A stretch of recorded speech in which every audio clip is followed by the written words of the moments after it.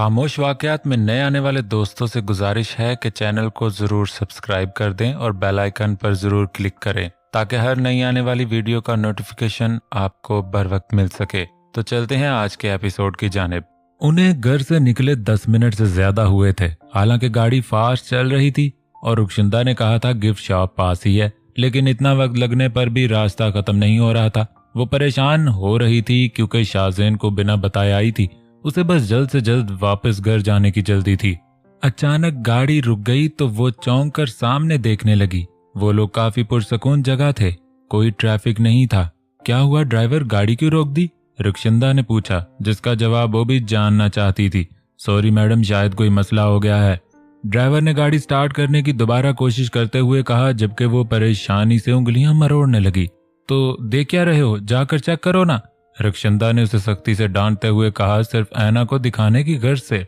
मुझे बहुत डर लग रहा है, मुझे वापस जाना है। वो मुसलसल खुद से बड़बड़ाती अपने हाथों को तकलीफ दे रही थी। क्या हुआ ऐना, इतनी परेशान क्यों हो रही हो? रुखशिंदा ने हैरत और परेशानी जताते हुए कहा, मुझे शाहज़ैन को बिना बताए नहीं आना चाहिए था, मुझे वापस घर जाना है। वो अफसोस से कहती रो देने को थी। कोई बात नहीं, हम लोग थोड़ी देर में पहुंच जाएंगे घर। मैं किसी को कॉल करके दूसरी गाड़ी का कह देती हूँ, तुम फिक्र मत करो, रिलैक्स। रुखशिंदा उसे समझाती हुई गाड़ी से बाहर निकली और उसे उस लम्हे पर गुस्सा आया जब उसने रुखशिंदा को जाने के लिए हाँ की थी। उसने रुखशिंदा के दिखावे पर मजबूर होकर उसकी बात मान ली, लेकिन अब असल मानी में खुद पर हैरत हो रही थी कि कैसे शाहज़ैन को बिना बताए चली आई। हालांकि वो उस रात हुए हमले के बाद उस घर से किसी के भी साथ कहीं बाहर जाने से मना कर चुका था।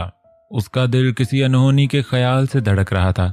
शाहज़ैन, उसने गले में मौजूद पेंडेंट को हाथ में लिए दिल से उसे पुकारा था और आंसू का एक कतरा आंख से निकलकर उसकी गोद में गिरा था। बाहर आ जाओ ऐना। दरवाजा खोलकर रुखशिंदा ने उसे बाहर आने का इशारा किया तो वो जल्दी से बाहर आई। हालांकि हैरत हुई कि इतनी जल्दी दूसरी गाड़ी कैसे आ गई, लेकिन हैरत से ज्यादा तसल्ली हुई कि अब वो सीधे घर जाने का इरादा रखती थी। गाड़ी आने में वक्त लग जाएगा, मेरे एक दोस्त यही हैं, हम उनके साथ चले जाते हैं, आ जाओ। वो आसपास देख रही थी जब रुखशिंदा ने उसका ध्यान सड़क की दूसरी तरफ खड़ी एक सफेद कार की जानिब दिलाते हुए कहा, आओ है ना। वो वही खड़ी कश्मकश में थी कि रुखशिंदा ने दोबारा कहा तो उसने कदम आगे बढ़ाए, क्योंकि बस किसी भी तरह अभी घर जाना था। रुखशिंदा ने उसके लिए पिछली सीट का दरवाजा खोला और उसके बैठने का इशारा किया। वो उसकी जानिब देखती हुई सीट पर बैठी तो नजर साथ बैठे एक अनजान शख्स पर पड़ी जिसका रुख खिड़की के बाहर था। वो हैरत से उसे देखती रुखशिंदा की जानिब पलटकर कुछ पूछती उसके पहले ही वो दरवाजा बंद करके फ्रंट सीट पर बैठ चुकी थी। रिलैक्स होकर बैठ जाओ है ना, हम घर पहुंच जाएंगे 10 मिनट में। रुखशिंदा ने सीट बेल्ट लगाते उसकी नजरों को महसूस करके मुस्कुराते हुए कहा और खुद पुरसुकून होकर बैठ गई। जबकि वो इस तरह एक अजनबी के साथ बैठने पर काफी अनकंफर्टेबल महसूस करती मुकम्मल दरवाजे की तरफ चिपक गई। उसने लब काटते एक नजर उस शख्स को देखा तो इस बार उसे मुस्कुराते हुए खुद की जानिब देखते पाया। कैसी है ऐना? वो उसके मुस्कुराने पर हैरान होती, उसके पहले उसके मुंह से अपना नाम सुनकर दोगुनी हैरान हुई और क्रॉस साइड में सामने बैठी रुखशिंदा को देखा, जो कानों में हैंड फ्री लगाए सबसे लाताल्लुक बैठी थी या ऐसा दिखाने की कोशिश कर रही थी। शायद आप मुझे नहीं जानती, लेकिन मैं आपको जानता भी हूँ और पहचानता भी हूँ। उसकी हैरान परेशान तासरात को जानते हुए वो सुकून से बोला। ऐना ने उसकी तरफ देखते उसे पहचानने की कोशिश की। उसे महसूस जरूर हुआ कि उसे कहीं देखा है, लेकिन पहचान वो उसे तब भी नहीं पाई। खान ने गहरा सांस लिया। दिलावर खान के लिए उसके भाई भाभी उसकी दुनिया थे और जोहेब उसकी जान, लेकिन एक एक करके सब छीन लिए गए, पूरी दुनिया लूट ली गई। वो सामने देखता दुख अफसोस की मूरत बने बोला, जबकि हजारों दफा का सुना हुआ नाम लेने पर उसे पहचानने में चंद लम्हे लगे। किस्मत ने बहुत ज्यादती की जो मुझे अकेले को जिंदा छोड़ दिया, काश मैं भी जिंदा न रहता। उसने ऐना की जानिब देखकर कहा। ऐना की हैरत अब दुख में बदल गई।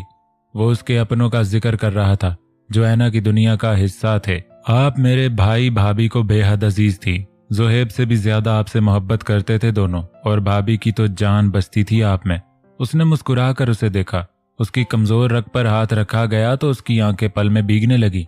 और ऐसी ही मोहब्बत मैं जोहेब से करता था, बेटे से बढ़कर था वो मेरे लिए। उसकी मौत से तो जैसे सब खत्म हो गया। उसने सदमे से कहा। ऐना भीगी आंखों से उसे देखने लगी। उसकी मौत का इतना गहरा सदमा लगा था मुझे कि मैं 4 महीने कोमा में रहा। इसीलिए भाभी के पास आकर उनसे उनका हाल पूछ सका, ना उनका दर्द बांट सका। उसने लहजे को बहुत धीमा किए अपना दुख जाहिर करने की कोशिश की। ऐना गौर से उसे देखने लगी। कोमा से बाहर आते ही एक और बुरी खबर मिली कि मेरी भाभी। वो रुका और रुख दूसरी तरफ कर लिया, जबकि ऐना ने बेसाख्ता हाथ मुंह पर रखे खुद को शिद्दत से रोने से रोका। एक आखिरी रिश्ता भी खत्म हो गया। ज़ुहैब की मौत का सदमा मेरी भाभी की जिंदगी खा गया। उसने संभलते हुए कहा। गाड़ी धीरे धीरे आगे बढ़ रही थी और रुखशंदा जैसे वहां थी ही नहीं, और सब इसका जिम्मेदार सिर्फ एक शख्स, वो जिसने ज़ुहैब की जान ली और हमारी जिंदगियों में तबाही ले आया। उसने अपने लहजे को सख्त बनाए कहा और उसकी तरफ देखा, लेकिन मुझे आपसे ये उम्मीद नहीं थी। उसने नापसंदीदगी से उसे देखा तो उसके अचानक बदले लहजे और सख्त नजरों पर वो हैरत से उसे देखने लगी। ऐसा कैसे कर लिया आपने? क्यों कर लिया ऐसा? उसने दुख और अफसोस से कहा। वो नासमझी से उसे देखने लगी। आखिर क्यों वो उसे ऐसे बोल रहा था? अपनी खुशियों के कातिल की खुशी कैसे बन गई? आप, जिसने आपके अपनों को मारकर आपको बर्बाद किया, आप उसकी जिंदगी आबाद कर रही हैं। वो आंखों में हैरत और बेयकीनी लिए उसे देखने लगा। क्या क्या कह रहे हैं आप? मैंने उसने पहली दफा उसके सामने लब खोले थे, लेकिन उसे बोला नहीं गया। एक तो आंसू, उस पर हैरत। भाभी आपसे इतनी मोहब्बत करती थी, ज़ुहैब आपकी इतनी इज्जत करता था, और आपने उनके कातिल को अपनी जिंदगी में जगह दी। उसने दांत पीसते कहा। उसने पेशानी पर बल डाले उसे देखा। जो शख्स नफरत से ज्यादा किसी चीज के लायक नहीं, उसके साथ मोहब्बत और प्यार देकर अपने रिश्तों से धोखा क्यों कर गई आप? उसका लहजा सख्त और नजरें अफसोस से उसे देख रही थी। ये क्या कह रहे हैं आप? किसकी बात कर रहे हैं? उसने सख्ती से पूछा कि आखिर वो क्यों उस पर ऐसे इल्जाम लगा रहा था, जिस कातिल से वो हमेशा नफरत करती आई थी, जिसका सामना न करने की वो हमेशा दुआएं मांगती आई थी। वो भला क्यों उसे प्यार मोहब्बत जैसे लफ्जों से भी छोड़ना चाहेगी? शाहज़ैन मलक। उसने दांत पीसते बात मुकम्मल की और ऐना की हैरत से आंखें फैल गई। वो शख्स जो ज़ुहैब का कातिल है, आपकी अम्मी की मौत की वजह है, हम सब की तबाही के जिम्मेदार है, जिसे मौत से बुरी सजा मिलने चाहिए थी, लेकिन आपने उसे अपने सर का ताज बनाया हुआ है। वो दबी आवाज में चीख कर बोला, जबकि वो उसके शाहज़ैन का नाम लेने पर बदहवास होकर उसे देखने लगी। मैं परेशान हुआ था बहुत जब आपका ख्याल आया। समझ सकता था कि आप तकलीफ में होंगी, आपके साथ कोई नहीं होगा जो आपका सहारा दे, इसीलिए आपसे मिलने की, बात करने की कोशिश की तो पता चला नहीं, आप तो बेहद खुश हैं अपनी जिंदगी में। उस कातिल के साथ शादी करके एक खुशहाल जिंदगी बसर कर रही हैं, जिसने हमारी खुशियों को खाक कर दिया। वो गुस्से से बोले गया, जबकि वो बेयकीनी से उसे देख रही थी। यकीन नहीं हुआ मुझे कि आप ऐसा कर सकती हैं। क्या आपने कभी नहीं सोचा कि भाभी की रूह कैसे तड़पी होगी उसको उस कातिल के साथ? झूठ है ये। उसके एक बार फिर शाहज़ैन को कातिल कहने पर वो उसकी बात काट के गुस्से से बोली, उसने कुछ नहीं किया, वो कातिल नहीं है। उसने उंगली उठा के जताती नजरों से उसे देखते हुए कहा, समझे आप, गाड़ी रोकिए। उसने आंसू हथेली से रगड़ते हुए गुस्से से कहा, इसका मतलब है आप अब तक ये सच जानती ही नहीं। खान ने तासुफ से कहा, उस शख्स के लिए आप जैसी मासूम लड़की को फरेब देना कोई बड़ी बात नहीं। उसने शुरू दिन से आपको धोखे में रखा है, बहुत बड़ा खेल खेला है उसने। ज़ुहैब को कत्ल करके आपसे झूठ बोलकर शादी कर ली और शरीफ होने का नाटक करता रहा, लेकिन सच तो यह है कि वो कातिल है। खान ने आखिरी बात दांत पीसते मुकम्मल की, जबकि ऐना का दिल चाहा उस शख्स को जान से मार दे। वो किसी तौर पर ये बात नहीं मान सकती थी। मैं नहीं मानती इन बातों को, झूठ है ये सब, बकवास कर रहे हैं आप। उसने अब की दफा काफी तेज आवाज में चीख कर कहा, झूठ ये नहीं, झूठ वो है जो वो बोलता आ रहा है। खान ने दांत पीसते कहा। ऐना ने सर झटक कर रुख बाहर की जानिब किया। जितना उस इंसान को जानता हूं मुझे पता है उसने आपके दिलो दिमाग पर इस कदर कब्जा कर रखा है कि आप मुझ पर कभी यकीन नहीं करेंगी। ये देखिए, उसने लहजे को नरम किए कहा। ऐना ने उसकी जानिब देखा। वो अपना मोबाइल उसकी तरफ बढ़ाए उसे देखने का इशारा कर रहा था। उसने बिना मोबाइल हाथ में लिए उस पर नजर डाली। सामने वीडियो चल रहा था जो उसी रात का अंधेरे में वो सड़क के इस पार खड़ी थी और सामने ज़ुहैब की गाड़ी थी, जब अचानक ही एक सफेद कार आकर बुरी तरह उस गाड़ी से टकराई। वहां पर वीडियो को स्लो करके जूम कर दिया गया था, जिसमें धुंधला सा शाहज़ैन का चेहरा नजर आ रहा था। उसकी धड़कन रुक सी गई, आंखें हैरत से फटने वाली हो गई। वो वीडियो अब जूम में सिर्फ जोएब की गाड़ी को खाई में गिरते हुए दिखा रहा था। शाहजेन की गाड़ी पलटने का मंजर सरासर काट दिया गया था। जैसे ही आग का शोला हवा में मुअल्लक हुआ, उसने चेहरा फेरा। उसकी दिल की धड़कनें बेहद तेज चलने लगी और इसी वजह से सांसें भी तेज हुईं। वही मंजर याद आया जो अपनी आंखों से देख चुकी थी, मौत का मंजर जिसने उसकी दुनिया बदल दी थी। फिर से सब याद आता गया और उसके आंसू तवातर से बहने लगे। ये उस मैरिज हॉल के बाहर लगे कैमरे की फुटेज है, जिसमें साफ साफ नजर आ रहा है कि जिस गाड़ी ने जोहेब की जान ली वो शाहजेन मलक चला रहा था। खान ने दांत पीसते जताते हुए कहा। उसने दोनों हाथों से अपने कानों को ढककर सर नफी में हिलाने लगी। ऐसा नहीं हो सकता, ऐसा नहीं हो सकता, वो धोखा नहीं दे सकता। वो खुद से बड़बड़ाती अपने हर ख्याल की, खान की बातों की और उस वीडियो की नफी करने की कोशिश कर रही थी। इतनी बड़ी बात, इतना बड़ा झूठ नहीं बोल सकता वो। उसने कानों से हाथ हटाते मजबूत लहजे में जैसे खुद को यकीन दिलाने की कोशिश की। इससे पहले भी तो बहुत सारे झूठ बोले हैं उसने आपसे। खान ने उसे याद दिलाना चाहा। हाँ, वो हर बार झूठ बोला करता था, उससे बातें छुपाया करता था, लेकिन उसका दिल कह रहा था कि वो कातिल नहीं हो सकता। वो जानता था अगर आपको ये सच पता चला तो नफरत करेंगी उससे, इसीलिए मालूम होने नहीं दिया आज तक, वरना उसके खतरनाक इरादे पूरे कैसे होते। खान मजीद कहते उसके चेहरे को देखने लगा कि अपनी बातों का किस हद तक असर होता है। ऐसा कुछ नहीं है, सुना आपने? मुझे पता है वो ऐसा नहीं कर सकता, कभी नहीं कर सकता। वो उसकी जानिब देखकर चीख कर बोली। उसने अपने शाहजेन मलक होने की बात छुपाई। उसने राहील बनकर आपसे, आपकी अम्मी से झूठ बोलकर आपसे शादी की। उसने रेशम से अपनी शादी की बात छुपाई, बिना आपको कुछ बताए आपसे शादी की। उसने हर बात में झूठ बोलकर अपना काम बनाया। फिर भी इतना यकीन कि आंखों देखे को झुटला रही हैं आप। खान ने उसे बेयकीनी और तासुफ से देखते हुए कहा। उसके झूठ गिनवा कर अपनी बात को ठोस साबित करने की कोशिश की। हाँ, है मुझे उस पर यकीन। झूठ बोलता है तब भी यकीन है, बातें छुपाता है तब भी यकीन है। आप पर यकीन नहीं मुझे। आप झूठ बोल रहे हैं, मुझे भड़का रहे हैं उसके खिलाफ। भले ही अंदर से वो टूट कर बिखर रही थी, लेकिन लहजा मजबूत था, नजरों में मान था, और ये मान, ये हिम्मत उसकी मोहब्बत का दिया था। ठीक है, तो आप जाकर उसी से सच पूछ लीजिए। पूछिए उसे कि क्यों किया उसने ये सब। खान ने सख्ती से कहा। वो चेहरा फेर गई। खान ने फरेबी मुस्कुराहट सजाए उसे देखा। उसे यकीन था कि उसकी चाल कामयाब हो चुकी है। उसने एक तीर से दो निशाने लगाए थे। भले वो जुबान से कितनी भी हमायत करे, लेकिन आंखों देखे सबूत ने उसके दिल में एक दरार पैदा कर दी थी, और उस दरार को गहरी करने में शाहजेन की अब तक की गई गलतियां बहुत कारआमद साबित होनी थी। गाड़ी रुकवाइए। वो उसकी सफेद मेहंदी से सजी कलाई पर नजरें जमाए उसे फरेबी निगाहों से देख रहा था। जब वो गुस्से से बिना देखे बोली, खान ने गहरी सांस ली। मेरा मकसद आपको दुख पहुंचाना नहीं है ना, मैं तो बस आपको सच बताकर एक अंधेरे कुएं से निकालने की कोशिश कर रहा हूँ। उसने अपने लहजे को नरम बनाए हमदर्दी जाहिर की। वो अपने दुपट्टे को मुट्ठी में भींचकर जब्त करती बैठी रही। आप अनजाने में एक ऐसे शख्स पर अपना प्यार, भरोसा, मान सब कुछ लुटा रही हैं जो सिर्फ नफरत के काबिल है।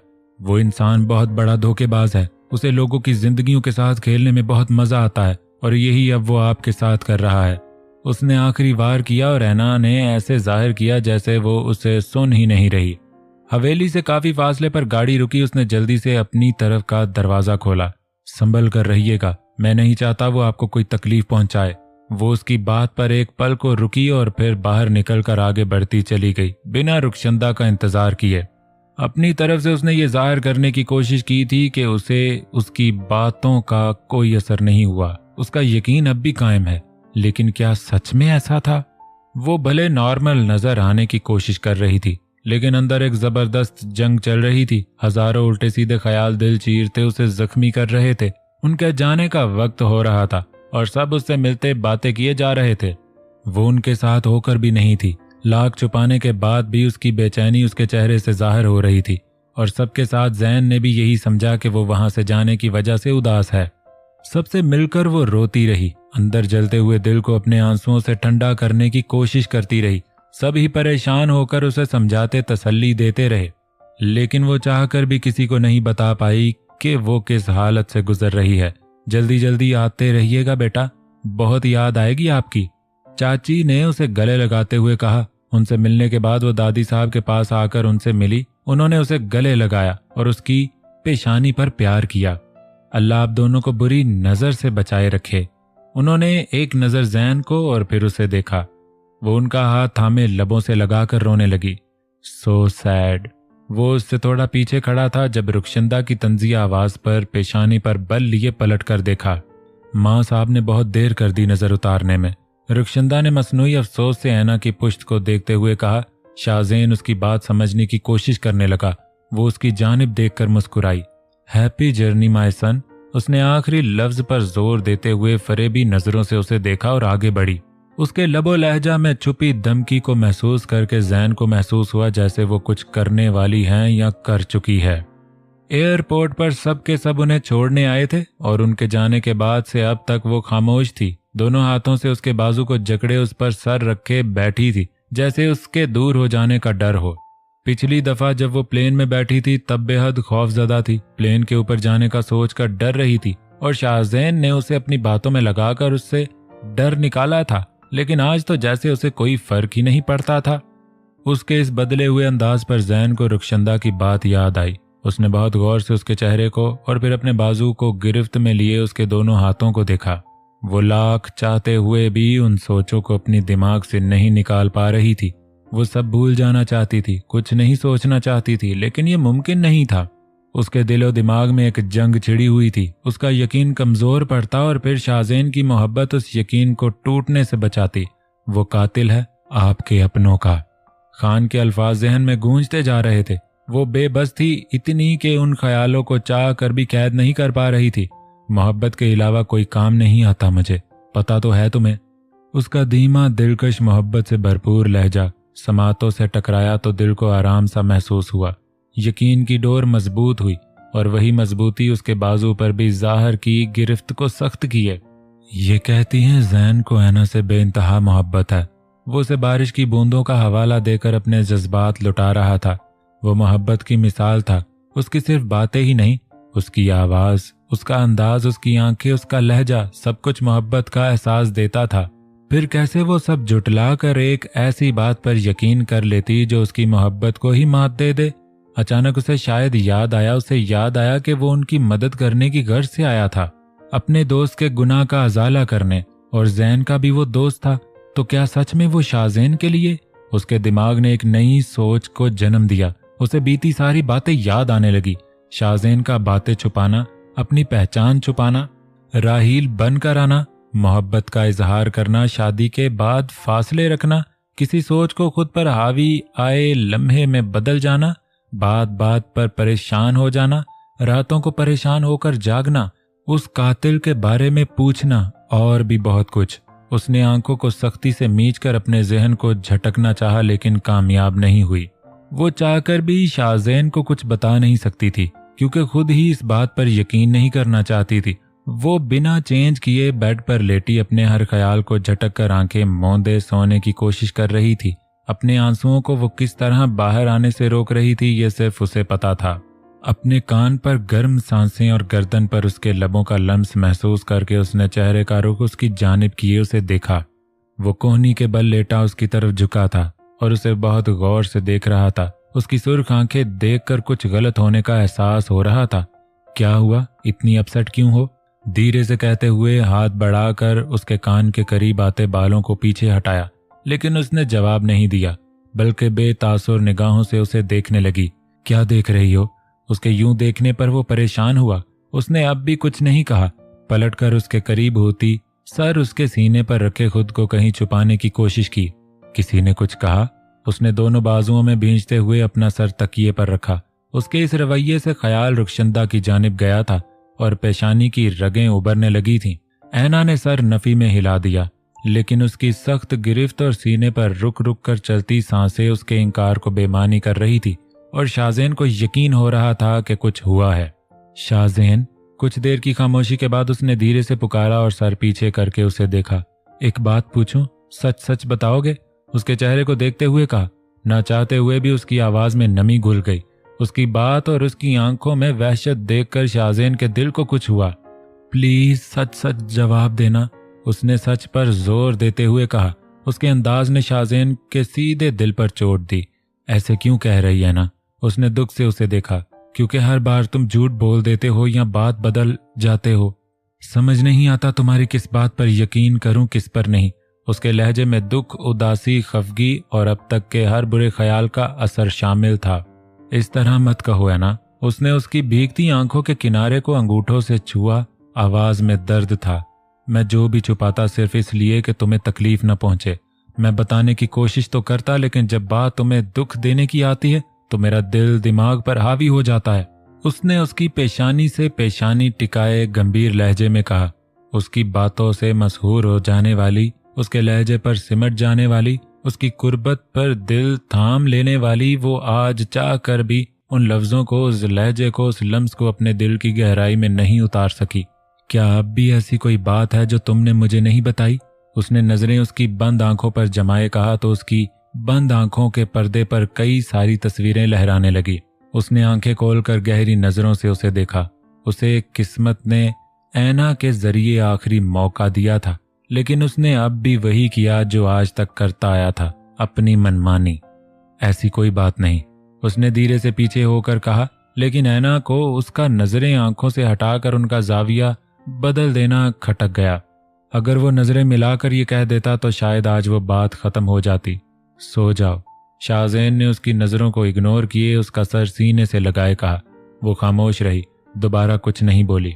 ऐना ने उसे एतमाद बख्शने का मौका दिया था और वो अपना जवाब दे चुका था, तो अब किसी सवाल की गुंजाइश नहीं रहती थी।